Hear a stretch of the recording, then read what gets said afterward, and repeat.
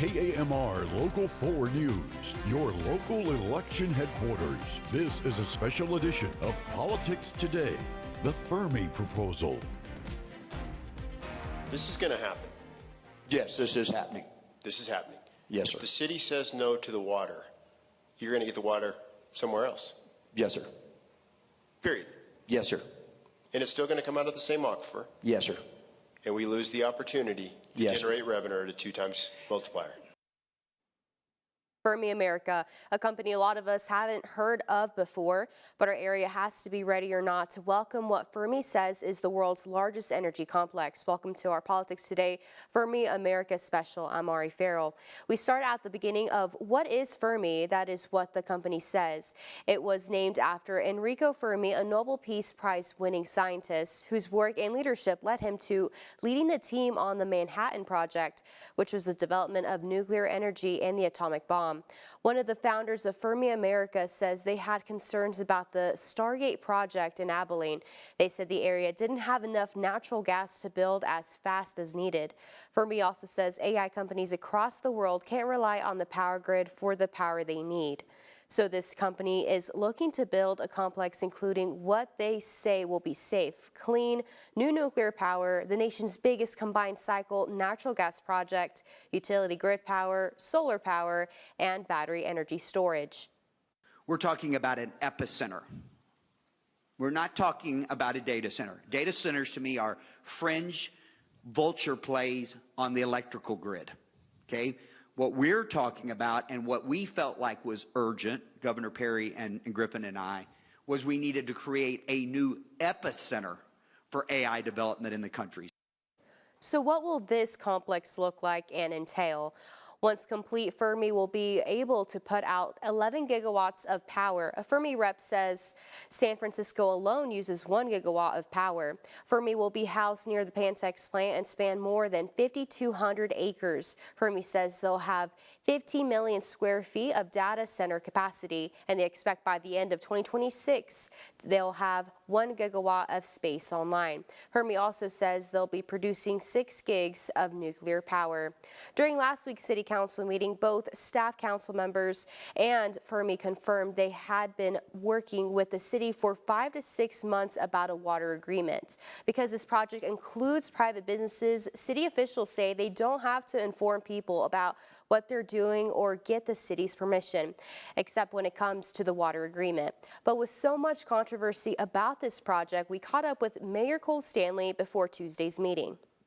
So it's interesting to see that this project actually came through Pantex into my office. So I was at a Pantex. I think it was their first production unit. It was a ceremony. The Secretary of Energy, Chris Wright, was there. And that's where, Rick Perry had shook my hand and said, hey, we've got something we would like to bring to your city. The appropriateness of that was they had already engaged with an engineering firm, Park Hill, and so Park Hill was working on a few things. They presented it to me. I handed it to the city manager. Staff did their job in engaging with the engineer to see, like, what is this and what will it need? What will it need? And then we know our ability and the capacity to produce and deliver water. And so we needed to take around 6 weeks at that time.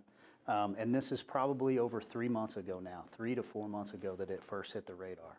So it's not brand new, but we just haven't had enough information to be able to produce a conversation in public that speaks to what our role is. Our role in this is just water. You say that there are multiple things that make us, as the panhandle of Texas, attractive to Fermi. You're talking about one of the larger natural gas reserves out in that part of the country over there. You're talking about large fiber lines that run. You're talking about I-40, I-27. So these are all the things that our AEDC and other EDCs sell. We want industry to come here, and water is something that we do offer. So if you're a water user, we weigh that a little bit differently, but then we haven't told anyone no yet.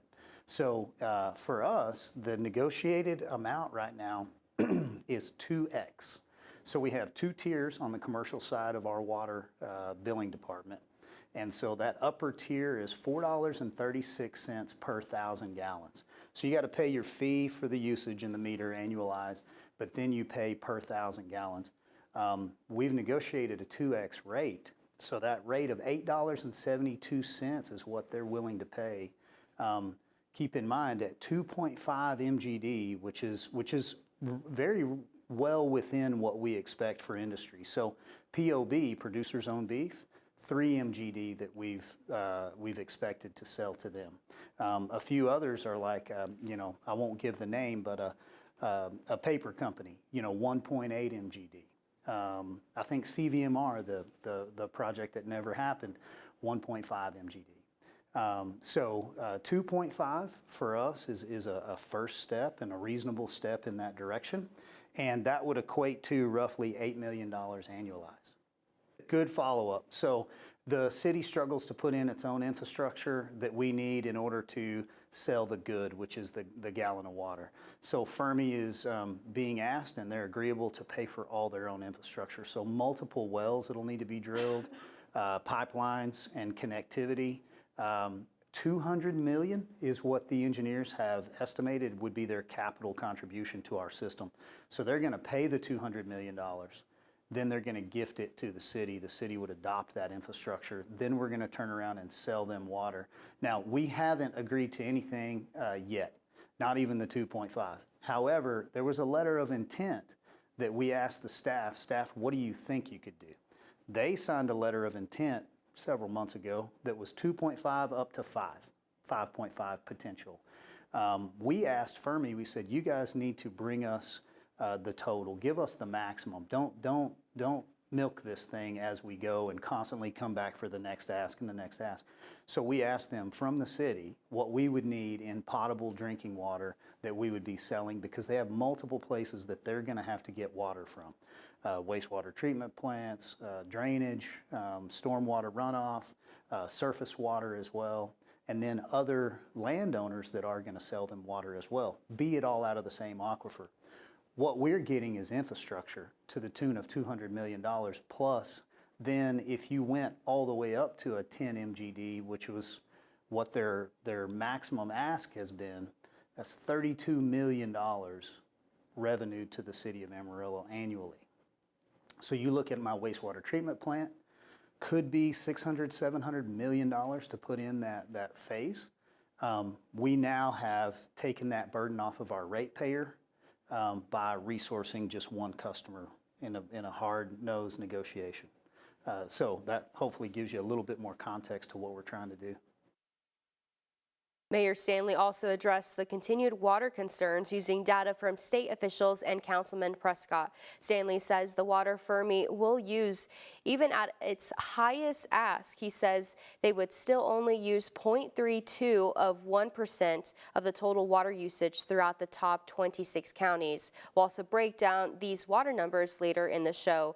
During the meeting, especially when Fermi reps were presenting, we kept hearing the phrase the AI war and how China is way ahead of the U.S. So let's break down what that means. The White House writes that whoever has the largest AI ecosystem will set the global AI standards and get economic and military benefits. Experts show that China uses AI in the healthcare industry, the auto industry, and for their military. Just recently, research was released showing that Russia and China have increased their use of AI to deceive Americans online and conduct cyber attacks.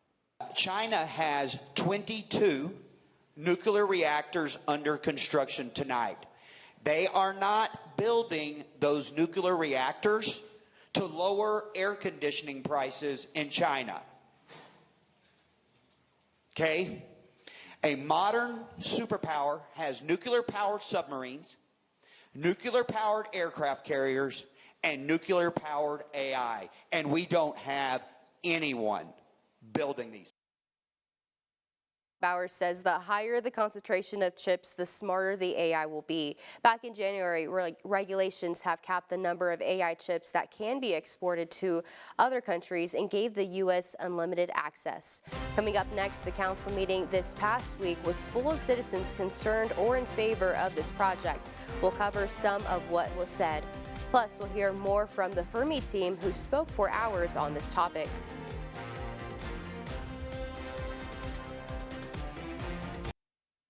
Welcome back. The Fermi project seemed to move at record speed, and it did. Ground is already broken, the project moving ahead. That is because these are private companies. They don't have to alert the community. Fermi apologized, saying they were not allowed to speak for a while, but pledged to be more transparent. Before that, though, citizens spoke for hours at the city council meeting, both for and against this project. Take a look.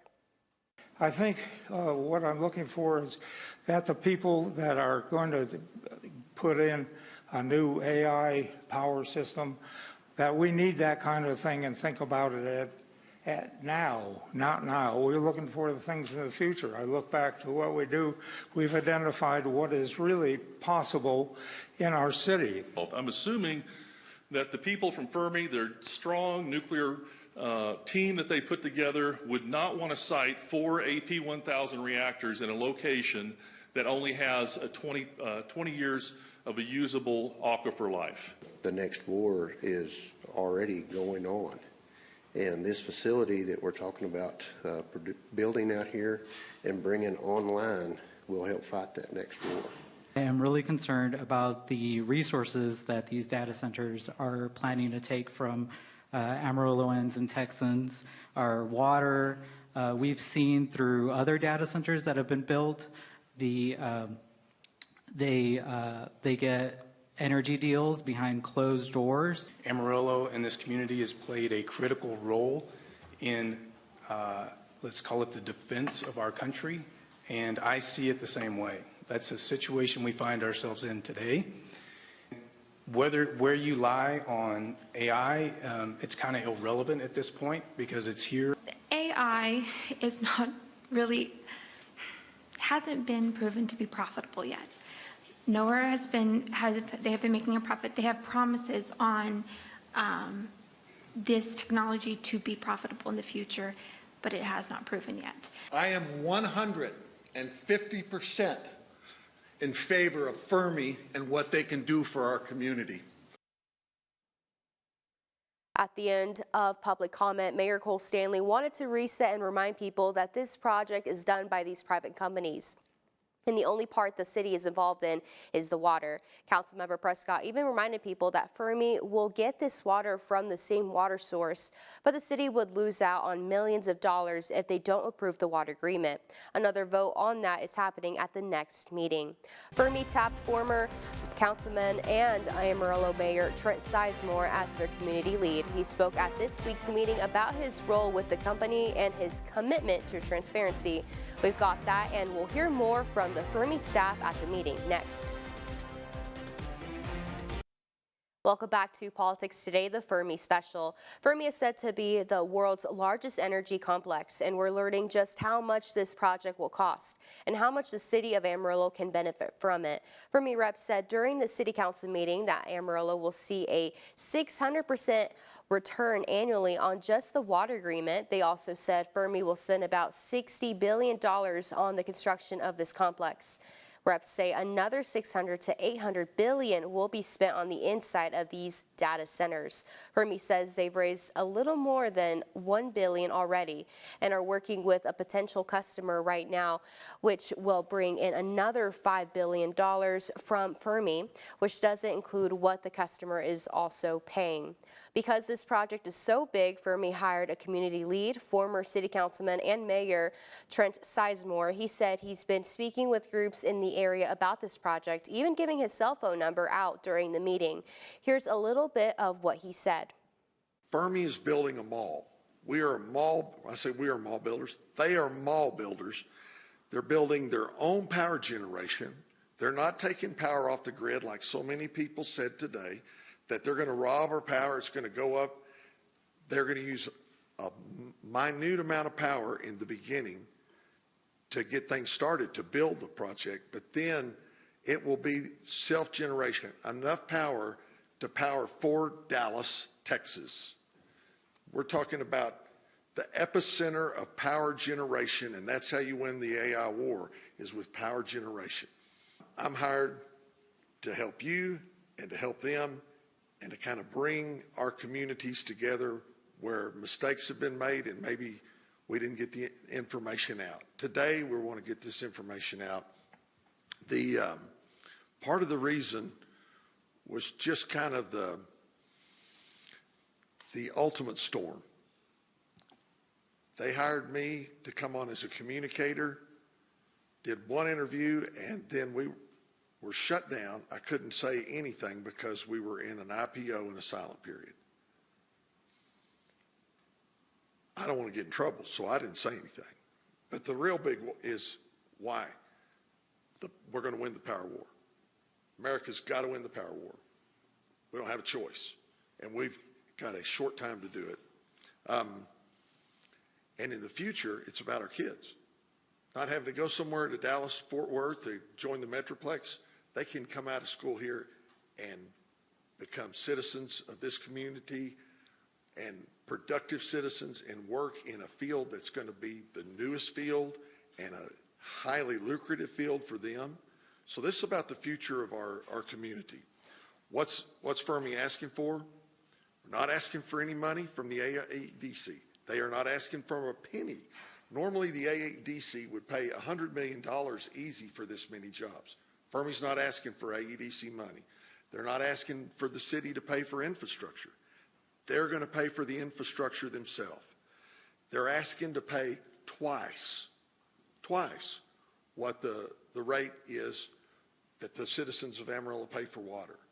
This is going to be a huge economic win for the city because that will be money that can be used for projects. And I know there's a dream list, and you just get to dreaming because there's going to be a lot of money if this goes through in this contract. How much is 2.5 million gallons of water? Tyson uses 5 million gallons a day. Fermi's asking for half of that, what Tyson uses. One of the biggest concerns with this project is the water usage by Fermi. Up next, we'll take a look at how much they may use compared to others, and we'll hear from an Ogallala aquifer expert. Keep it here. After Tuesday's City Council meeting, questions continue over how much water the proposed Fermi data center would use. Politics Today's Blas Guerrero has more details on what impact it could have on the area's aquifer. Water remains the center of debate over the proposed Fermi data center. At Tuesday's City Council meeting, residents voiced concerns about how the project could affect the Ogallala aquifer. I think it's one of the big problems. In other parts of the world, other data centers, they've used a lot of water. The letter of intent that was published or became public from the city of Amarillo showed they were hoping to buy 2.5 million gallons of water a day from the city and up to 10 million gallons of water a day. And that's a lot of water. Fermi officials say they understand those concerns, but believe the project's impact will be limited and carefully managed under local regulations. I'm not concerned about overuse of the Ogallala aquifer. I wouldn't even be helping Fermi as a liaison if I was. The Ogallala aquifer is huge, and Fermi will use water, but no more than anyone else, because you can only use 1 acre-foot of water per year. It's under the water district regulations. And so Fermi's bound by the same rules that farmers are. Sizemore says the company's request for water would begin at 2.5 million gallons per day. Fermi is paying a rate twice what the citizens are paying, so it's advantageous to Fermi to find very efficient ways to use water because of the expense of that water. And so whether it's air cycle or cooling or hybrid cooling. Masters argues that even small increases in water use matter, especially as the region faces ongoing drought cycles. Biggest risk is whenever it stops raining for a few years, this city has to, get desperate to deliver water to its residents. And so, like what I'm worried about is my child's ability to live here in 20 years. Blas, thank you. Fermi says it will comply with all groundwater district rules and continue working with the city to ensure responsible use. At Tuesday's meeting, Fermi said they're wanting to use a hybrid cooling system, which is how they came to the 2.5 million gallons a day. Fermi noted that this water could be treated wastewater, saltwater, or effluent water. We'll wrap up Politics Today after this. Stay with us. Welcome back from break. We do have a quick note. Early voting for the November election starts tomorrow. In Texas, we have constitutional amendments. New Mexico has some municipal items and school board races. Election day is November 4th, so mark that on your calendar. For a look at what you need to vote and where you can vote, make sure to head over to our website. That's at myhighplains.com. We've also got more political coverage, local, state, and national at our website as well. Well, we hope you have a great rest of your Sunday. We will see you back here next week.